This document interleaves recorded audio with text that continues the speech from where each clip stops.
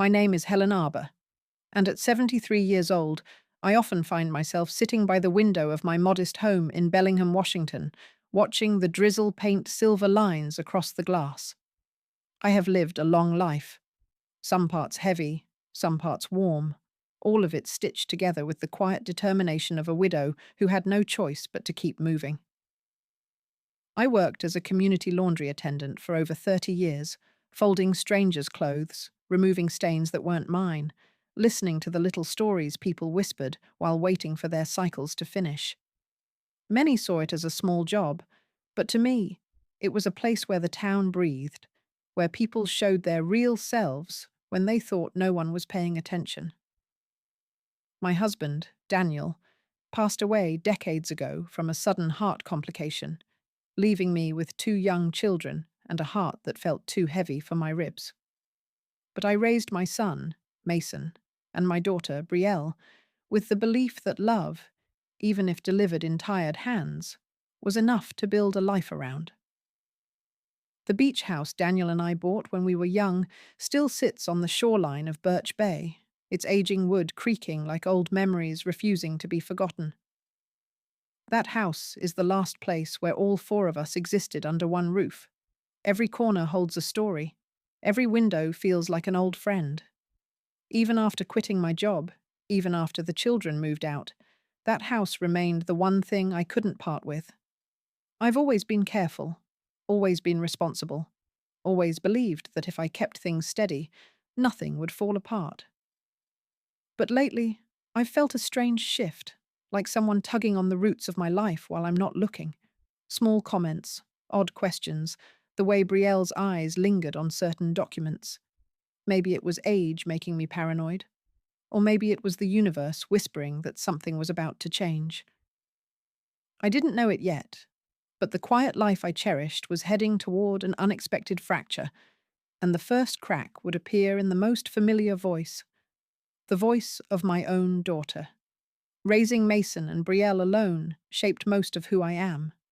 Mason, my eldest, was always the calm, observant one, the child who'd sit beside me while I folded laundry at home, asking questions that felt too wise for his small age. When Daniel died, Mason was barely old enough to understand death, yet he tried his best to help, holding Brielle's hand, comforting her with words he probably didn't even understand himself. Brielle, on the other hand, grew into a bright, vibrant soul, creative, emotional, expressive. She had Daniel's smile and my stubbornness, which made her both a joy and a challenge to raise. She'd chatter on endlessly about her dreams of decorating homes, rearranging furniture long past her bedtime. For years, I balanced my job and motherhood with the kind of exhaustion that seeps into the bones. But I never complained. I wanted them to feel safe, to feel that even without a father, they weren't missing anything. Life wasn't luxurious, but we never lacked love.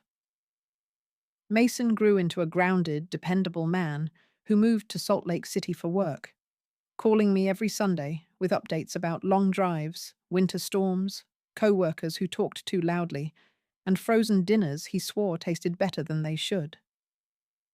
Brielle built a career in Seattle staging homes for property listings, and though her field demanded creativity, it also exposed her to people who measured value through money and image. Still, I believed she remained the girl who once used cardboard boxes to build pretend castles. Through the years, our bond felt intact. Family gatherings, shared meals, birthdays where everyone laughed too loudly. Yet, as time went on, something subtle changed.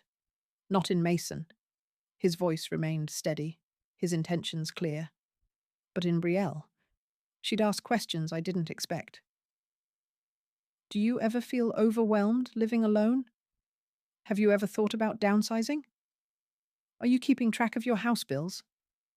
Innocent on the surface, but they carried a weight that made my spine stiffen. At first, I brushed it aside as concern. After all, she worked in real estate. Maybe she was simply thinking practically. But a mother knows when concern is laced with something else. I didn't know it then, but the girl I raised with open hands was beginning to close hers around something she had no right to claim. The shift in Brielle became more noticeable when she started showing up without calling. Not the cheerful surprise visit type, but the kind where she'd step inside with a distracted look, her eyes darting around the living room as if she were analyzing more than absorbing.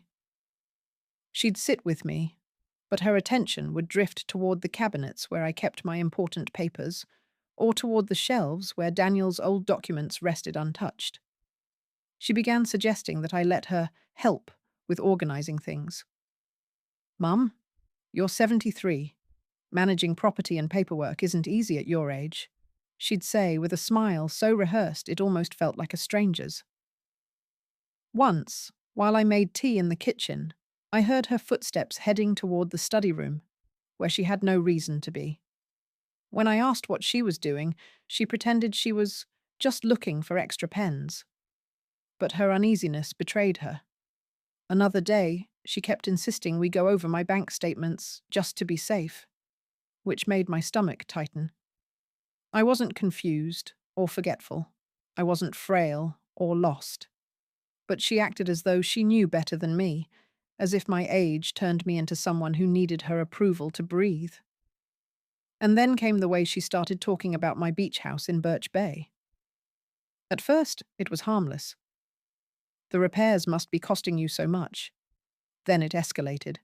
"Wouldn't it be smarter to sell it while the market is booming?" Finally, her tone changed entirely. "Mum, it's too much work for you. You're better off letting it go." Her voice wasn't gentle. It carried insistence, urgency, something that made my heart thrum with unease. The beach house wasn't just a building. It was Daniel's last touch on our lives. Every nail in its frame felt like a heartbeat. I wasn't going to let go of it. But Brielle looked at it through a different lens, one tinted by money, opportunity, maybe even desperation. She thought I didn't notice how she checked her phone constantly during conversations, how her eyes clouded whenever bills or expenses came up. Something was weighing on her financially, and that's when I realized that her questions weren't concerns, they were calculations.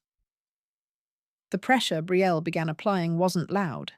It was quiet, persistent, like a dripping faucet that eventually floods the sink. She'd show up with printed articles about elderly homeowners being targeted by repair scams, subtly implying I might not be able to handle things alone.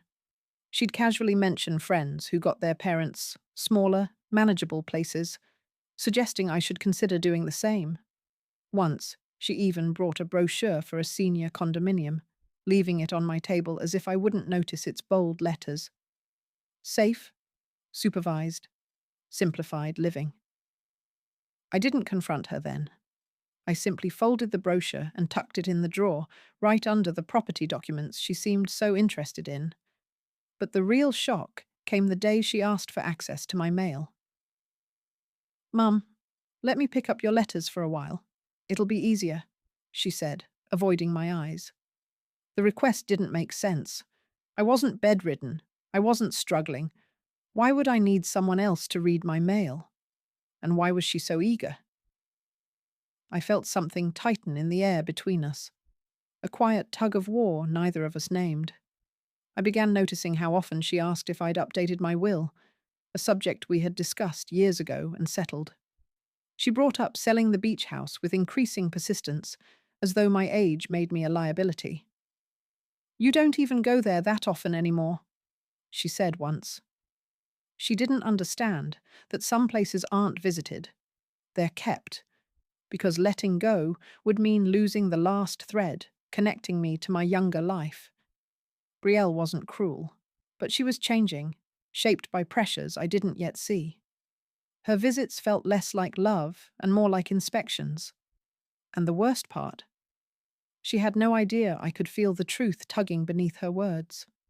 A mother always knows when a child is hiding something. I just didn't expect what she hid to be sharp enough to cut me. Then came the evening that split my life into a before and after. The rain was steady, tapping against the windows like nervous fingers.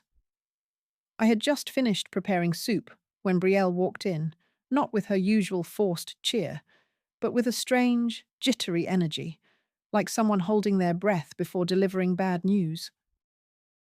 She didn't sit. She didn't take off her coat. She stood in the center of the room, her eyes flicking from me to the framed picture of the beach house hanging on the wall. And then, in a flat, final tone that didn't sound like my daughter at all, she said, "We're going tomorrow, Mum. I've sold your beach house." At first, her words didn't make sense. They bounced off the walls, echoing into the corners of my memory, and for a moment, I actually wondered if I misheard her. Sold? My beach house? Without my permission? The room tilted slightly, and I steadied myself on the edge of the table.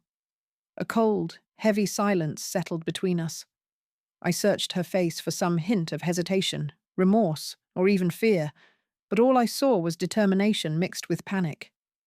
"You what?" I finally whispered, my voice so thin it barely held its shape.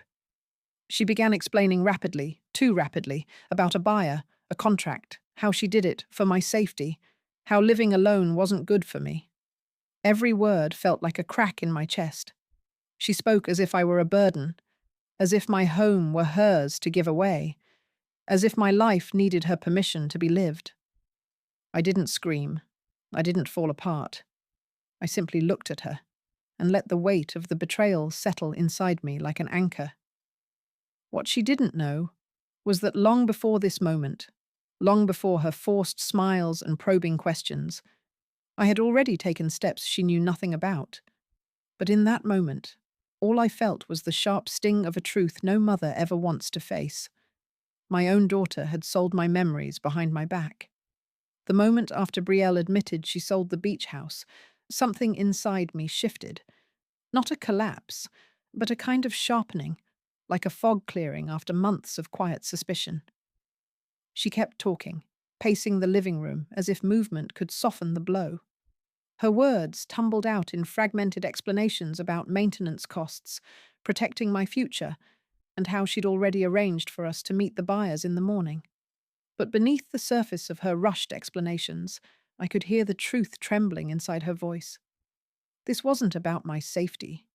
This was about something she'd gotten herself tangled in, something she believed selling the house would fix. I watched her pace, her hands trembling at the edges, her breath uneven, and though my heart ached, my mind grew clearer by the second. This wasn't impulsive. She had planned this, hidden it, lied about it. For months. What she didn't know was that I had already begun protecting myself the moment her visits turned strange and her questions became invasive. When she first asked about my will, I had quietly moved my documents to a safety deposit box in town. When she asked to see my mail, I rerouted my financial statements to Mason's home in Salt Lake City. When she insisted on helping with organization, I changed my account passwords and placed holds on all property transfers. She thought she had covered her tracks well, but a mother who has spent her entire life reading her children's moods cannot be fooled by a change in tone. While she continued talking about the buyers, my mind drifted to the quiet morning 2 months earlier when I sat across from a lawyer, explaining my concerns about subtle pressure from my daughter. The lawyer advised a property freeze. I signed it the same day. Brielle didn't know it existed. She thought the sale she arranged was final. She thought she controlled the tomorrow she announced with so much authority. She had no idea that the paper she signed, whatever she forged, whatever she manipulated, would crumble the moment she tried to force it through a system legally protected against exactly what she attempted. I let her finish speaking, my fingers pressed lightly against the table. She was still pacing when I finally said, "Sit down." She froze. Not because of my volume. I hadn't raised my voice, but because she heard something new in me. A steadiness that wasn't shaken. A resolve she hadn't expected. "Brielle," I said slowly, "you need to tell me why you really did this." She looked at me then, really looked at me, and I saw fear flicker behind her eyes. Not fear of me, but fear of something closing in around her. She opened her mouth to speak, but nothing came out. The truth was there. lodged in her throat, waiting to break free. And I realized she wasn't the only one who had been keeping secrets. For a long moment, Brielle stood in the center of the room, like a child caught in the middle of a lie too big to climb out of. Her shoulders shook slightly, and she finally sank into the chair across from me, the bravado she carried just minutes earlier dissolving like sugar in hot water.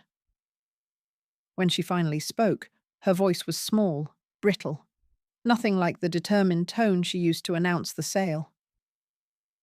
"Mum, I didn't mean for it to go this far," she whispered, staring at her trembling hands. But excuses weren't what I wanted. I needed the truth, the real reason she had crossed a line no daughter should ever cross. After a long silence, she finally confessed. She had taken on a loan, something she thought she could manage easily.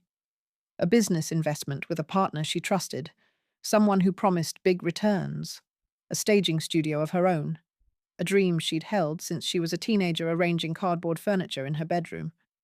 But the dream had turned into quicksand. The partner disappeared. The studio never materialized. The interest ballooned faster than she could pay it.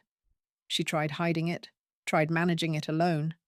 She sold her car, drained her savings, borrowed money from friends. But the debt swallowed her faster than she could fight it. "Mum, I didn't know what else to do," she said, tears finally slipping down her cheeks. "I knew the beach house would solve everything. It would fix the mess. I didn't think you'd understand. Or agree." Her words were like shards, painful, but revealing. She wasn't trying to hurt me out of malice.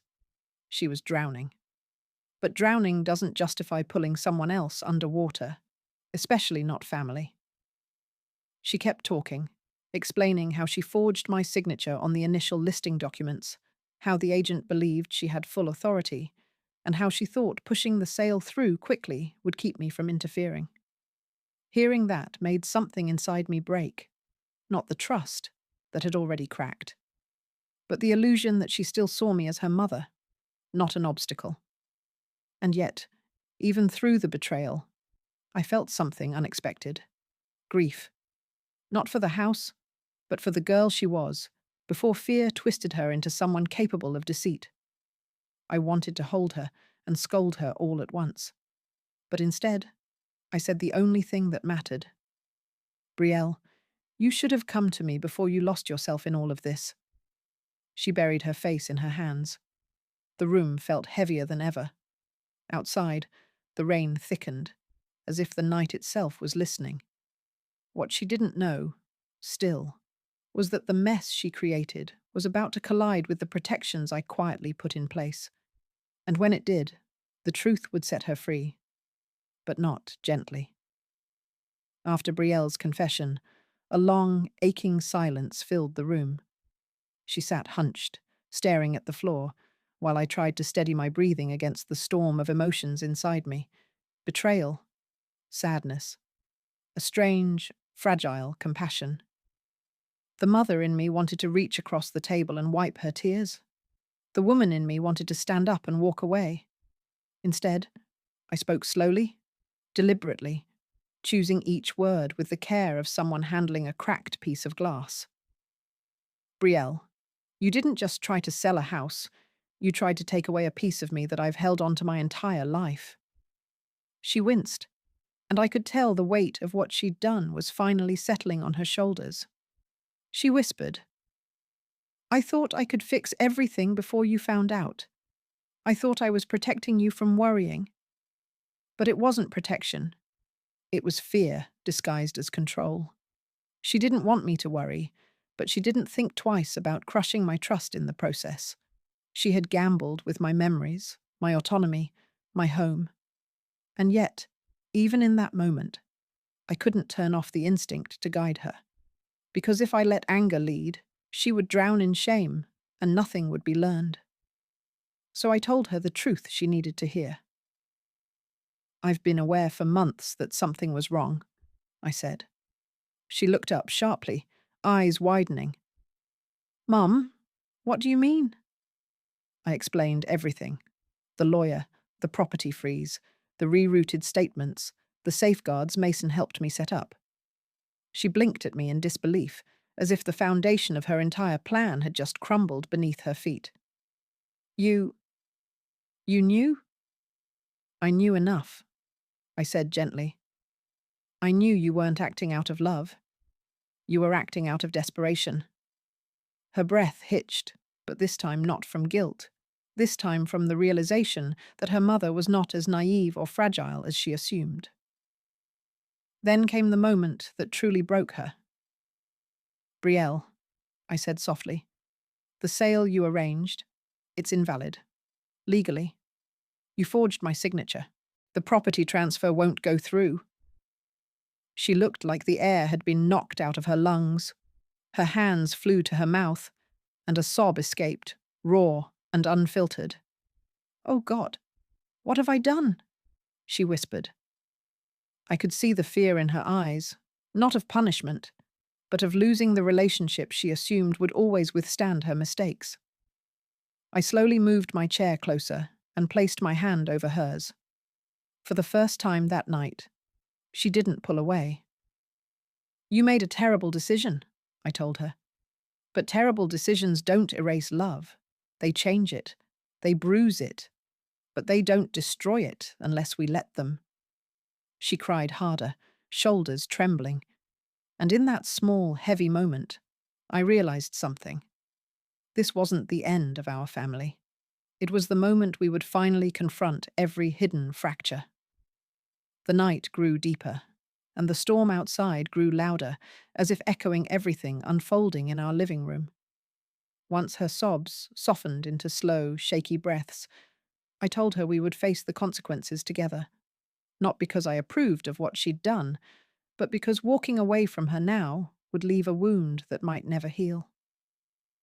I knew we still had to untangle the mess she created with the forged documents, the real estate agent, and the so-called buyer. I also needed to inform Mason. Keeping him in the dark wasn't an option anymore. I picked up my phone and called him. He answered on the second ring, his voice warm and steady. Hey, Mum. Everything okay? For the first time that evening, my throat tightened. I told him everything. From Brielle's attempts to sell the house to her confession about the loan and forged paperwork. Silence filled the line for a moment, but not the kind that carries judgment. Mason released a long breath and said, I'll catch a flight first thing in the morning. We'll fix this. When I hung up, Brielle looked at me with swollen eyes and whispered, He's going to hate me. Your brother is many things, I said, but hateful isn't one of them. She nodded weakly, but I could tell she wasn't convinced. To take her mind off the panic building again, I asked her to tell me everything about the loan, names, dates, amounts. She explained how the interest doubled, how she had tried to negotiate, how the lender became aggressive, and how she hid every notice that arrived. The more she revealed, the more I saw the pattern. She wasn't malicious. She was reckless, scared, ashamed. But fear doesn't excuse betrayal. I told her we would get legal help in the morning. That forging my signature was serious, and there would be consequences she needed to face, but she wouldn't face them alone. Hearing that made her cry again, but this time softer, relief mixing with regret. Mum, she whispered, I don't deserve your forgiveness. I didn't sugarcoat it. You don't get forgiveness without accountability. She swallowed hard and nodded. I guided her to the couch, wrapped her in the old knitted blanket Daniel's mother made decades ago, and sat beside her as the rain drummed steadily outside. She didn't speak again, but she leaned her head on my shoulder, something she hadn't done since she was a little girl, afraid of thunderstorms. In that moment, I felt a truth settle inside me. The beach house could have been rebuilt if lost. Memories could be grieved. But losing my daughter to fear and secrecy? That would have been a wound I could never recover from. Tonight didn't heal us, but it cracked open a door we both needed to step through. Morning arrived quietly, with the rain finally easing into a soft drizzle that coated the streets in a muted glow. Brielle had barely slept, her eyes swollen, her voice hoarse when she whispered a weak, "Good morning." I made breakfast. Something simple, toast and eggs, but she barely touched her plate. At 9 sharp, Mason arrived, his arms crossed and his expression carrying equal parts disappointment and concern. He hugged me tightly before turning to Brielle, who couldn't bring herself to lift her gaze. "Look at me," Mason said gently but firmly. She finally raised her eyes, and for a long moment, no words passed between them, just the heavy awareness of what had been broken. "I'm not angry," he said finally. "I'm hurt. But I'm here." Those 3 words broke her open again. She apologized over and over, tears dripping onto the table, her voice cracking with each sentence. Mason listened, and when she finished, he placed a hand on her back. "We fix it now," he said. "Together." I could see the relief in her shoulders. We went straight to the lawyer's office, where I explained everything thoroughly. The forged signature, the attempted sale, the predatory lender, the documents Brielle signed without fully understanding them.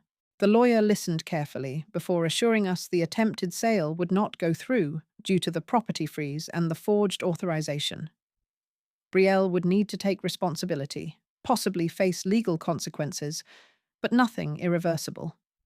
Relief washed over her so visibly that her knees nearly buckled. Then came the financial mess. The lawyer recommended a debt specialist and a formal report against the fraudulent business partner who vanished. Mason insisted on accompanying Brielle to every appointment. Watching the 2 of them, my grown children, walking into the lawyer's office side by side, I felt something warm push against my chest. Not pride, exactly. Something deeper. Something like reclamation. The beach house, the catalyst for all this pain, suddenly felt less important than the fact that my children were facing the truth together. On the drive home, Brielle reached for my hand. "Mum?" she whispered. "I don't know how to repay you." "You don't repay love," I said softly. "You honor it." She nodded slowly, tears slipping down her cheeks again, and for the first time since her terrible confession, I felt something loosen inside me. The wound wasn't healed, but it was no longer bleeding. The betrayal had brought us to our knees, but it also forced us to confront everything we avoided for years: communication, trust, boundaries. As we pulled into the driveway, the clouds parted just enough for a shred of sunlight to fall across the house. I took it as a sign. Not that everything was perfect, but that it could be, and that was enough to breathe again. When Brielle broke down in front of the lawyer and the compliance officer, the sound of her sobs filled the room in a way that felt both heavy and eerily hollow. I had never imagined seeing my daughter, my little girl who used to hide behind my skirt during thunderstorms, standing in front of me now as a grown woman who had just tried to take away the very home where she had learned to walk. Her hands trembled uncontrollably, mascara streaking down her face, and she kept muttering under her breath. "I didn't mean to hurt you, Mum. I didn't mean it. I didn't know what else to do." She slumped onto the couch, curling in on herself as if the weight of her own choices had suddenly crushed her. The lawyer waited silently, giving her space, while the compliance officer gently asked her to clarify the documents she had submitted. Brielle nodded weakly, pulling from her bag the unsigned forms she had forged. But the moment she looked at them, she burst into tears again, saying she didn't have the courage to go through with the sale after all, but felt trapped because the buyer had put pressure after she promised them a quick deal. I watched her unravel, and for a moment my anger softened. Not because her actions were excusable, but because I finally saw the fear beneath them. She spoke about how isolated she felt, how she was drowning in debt she had hidden from everyone, how her marriage had secretly ended months ago, and how she felt humiliated next to her brother, who seemed to have everything together. As she confessed all this, I realized this wasn't just betrayal. It was a cry for help from someone who had been carrying too much alone. The lawyer looked at me with a subtle nod, silently acknowledging that the next steps were more emotional than legal. I walked toward her slowly, feeling both the sting of what she did and the ache of seeing her in such a fragile state. For a few seconds, I stood there quietly, choosing my words carefully, feeling the room weigh heavily on all of us, and finally I placed a shaky hand on her shoulder. She flinched at first, then cried harder, as if she hadn't expected even that small touch from me after what she'd done. My throat tightened. I whispered, "Brielle, tell me everything. All of it. No more hiding." She nodded, wiping her face, preparing to open the deepest parts of her heart, the ones she never let anyone see. As Brielle began speaking, everything inside me shifted. Her voice cracked, and she talked in a slow, halting way, like every sentence was a confession she'd buried for years. She told me about the credit card debt she had accumulated trying to maintain an image for her clients. She explained how her separation from her husband had left her with bills and a lease she couldn't afford alone. She admitted she was terrified of letting Mason know because she thought he would judge her, given how financially stable he was. What hurt me the most wasn't her mistakes. It was realizing she'd been suffering silently under my roof, smiling every time she visited, acting strong, hiding all her worries from me, her own mother. I had always taught my children to lean on each other, but here she was, drowning alone. She said she thought the beach house was wasted on someone my age living alone, and that selling it would solve her financial problems quickly without affecting me too much. Her voice cracked every time she said the word mother, as if she believed she had lost the right to call me that. And as she spoke, I felt a strange mixture of heartbreak, disappointment, and an unexpected compassion. Not because she was right, she wasn't, but because her choices came from panic, insecurity, and shame, not cruelty. The compliance officer quietly stepped out of the room to give us privacy, and my lawyer remained seated but softened his posture, understanding what this moment meant. Brielle's breathing was heavy, her fingers twisting together, and she wouldn't meet my eyes. I sat beside her slowly, taking in her trembling form. My voice shook as I said, "Why didn't you tell me before? Why would you try to take something that holds pieces of our whole life?" She covered her face with her hands and whispered, "Because I didn't want you to think I failed at my life. I didn't want you to look at me the way you look at Mason, with pride." That sentence struck me like a blow. I had never wanted either of my children to compare themselves. I reached for her hands, pulling them gently away from her face. "I never loved you for your success," I said. "I loved you for being my daughter." She shook, as if my words broke something open inside her. The room felt warmer suddenly, like the tension had shifted into something more vulnerable and real. For the first time in months, maybe years, Brielle let me see her fully, not as a polished adult, but as my child again. Sitting there next to Brielle, hearing everything she had carried inside her, forced me to confront something I had been ignoring for a long time, too. Maybe I had been so focused on surviving, on managing my own quiet loneliness, that I didn't notice the loneliness growing in my daughter as well. And yet, her choices still wounded me, deeply. I pulled in a slow breath, steadying myself, and I spoke with a clarity that surprised even me. "Brielle, what you did was wrong. Not just wrong, it broke my trust. You can't make decisions about someone else's life because yours feels out of control. You can't fix your future by stealing someone else's present." She winced at the word stealing, but she didn't argue. She nodded, swallowing hard, acknowledging the truth in my words. I continued, "But you're not lost. You're scared. And fear makes us do desperate things. If you had come to me, I would have helped you. You never had to go through all this alone." She started crying again. quieter this time, almost like the tears were relief rather than guilt. She leaned her head against my shoulder like she used to do as a child. For a few seconds, everything felt still, and I let my hand rest on her back. The lawyer gave us space, quietly preparing the documents that would officially void any attempt at transferring ownership. I could sense he understood the moment was more than just a legal matter. It was a fracture in a family slowly mending itself.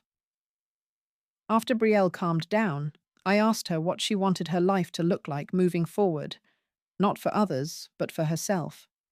She admitted she had been pretending to be someone she wasn't, constantly comparing herself to the polished, successful version of people she saw online and to her own brother. I told her the truth I should have said long ago. Mason's stability doesn't make you a failure. You both have your own paths. You don't need to catch up to anyone. She exhaled shakily, absorbing the words. I made one thing clear. Rebuilding trust was not immediate. It would take time. Boundaries needed to be set. Transparency needed to be real, not promised. And she needed to show through actions, not just apologies, that she was ready to heal the family instead of splitting it apart. Brielle nodded slowly, as if accepting a new, unfamiliar kind of accountability. For the first time since this ordeal began, I saw something in her eyes that had been missing: relief, humility, and a spark of wanting to become better, not just appear better. It wasn't forgiveness yet, but it was a beginning. Mason arrived that afternoon, breathless and pale after taking the earliest flight he could get. The moment he stepped into the house, he scanned our faces. Mine tired, Brielle's blotched with tears. And he knew something big had happened. He didn't yell. He didn't lash out. Instead, he walked over slowly, like someone approaching a wounded animal, and knelt in front of his sister. His voice was firm but gentle as he said, "Why didn't you call me?" Brielle crumpled under the weight of his words and told him everything: the debt, the divorce, the shame, the desperation. Mason listened without interrupting, his jaw tight, his hands clasped, fighting back his own hurt. When she finished, he took a long breath and said, "You're my sister. You don't have to carry everything alone. You just had to tell me." She sobbed harder, collapsing into his arms, and he held her the way he used to when they were children, afraid of storms. I watched them, feeling both grief and gratitude. The lawyer stepped forward gently, explaining the next legal steps and confirming that the house was safe, the attempted sale cancelled entirely, and Brielle absolved of potential charges because I chose not to pursue them. Brielle's relief was immediate, and she fell to her knees beside me, saying, "Mum, I'm so sorry. I'll earn back your trust. I'll do whatever it takes." I touched the side of her face and told her, "You can start by being honest, with yourself first." Mason agreed, saying they both needed to reset their relationship, rebuild the bond they had let drift, and stop assuming they knew what the other was thinking. That night, the three of us sat at the dining table, a place that had not felt truly warm in a long time, and we talked. Really talked. We shared truths we had all avoided. They admitted they thought I was too independent to need emotional support. I admitted I sometimes pretended to be stronger than I felt. We found common ground in our flaws and our love, pieces of ourselves we had forgotten to share with each other. By the end of the night, something subtle but powerful shifted between us. The air felt clearer, the distance smaller. It wasn't perfect, but it was progress. In the weeks that followed, our family began the slow process of healing.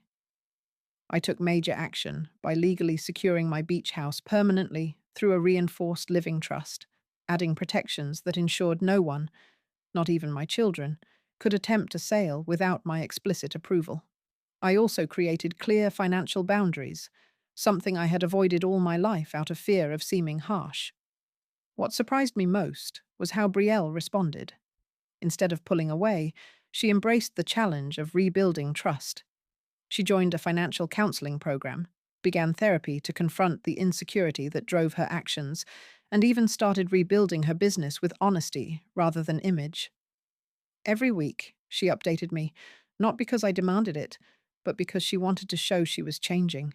Mason visited more often too, calling me at least twice a week to check on me, sometimes just asking how my morning walk went or what I ate for lunch.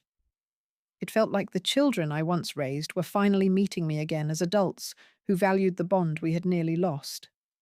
One crisp morning, as I walked along the shoreline near the beach house, the same place where my late husband and I had built our dreams, I felt a sense of peace I hadn't felt in years. The house stood strong, untouched, protected not just by law, but by a new understanding within our family. Later that evening, Brielle surprised me by bringing dinner and nervously setting the table. "Mum," she whispered, "thank you for giving me a second chance. You didn't have to." I looked at her, really looked at her, and I saw not the mistake she made, but the courage she was showing now. "Second chances aren't given," I told her softly. "They're earned, and you're earning yours." She smiled through tears, and for the first time since the nightmare began, I felt the warmth of a daughter returning home, not physically, but emotionally. We all sat together, me, Brielle, and Mason, eating simple food, sharing small stories, laughing hesitantly at first, and then more freely as the night went on. In that moment, I realized something. Sometimes life breaks us in the exact places where we're meant to rebuild stronger. Moral. Protect your home, protect your heart, but never shut the door to healing, because family, when rebuilt with truth, becomes stronger than the storm. CTA. If this story touched you, please like, comment, and subscribe for more heartfelt stories.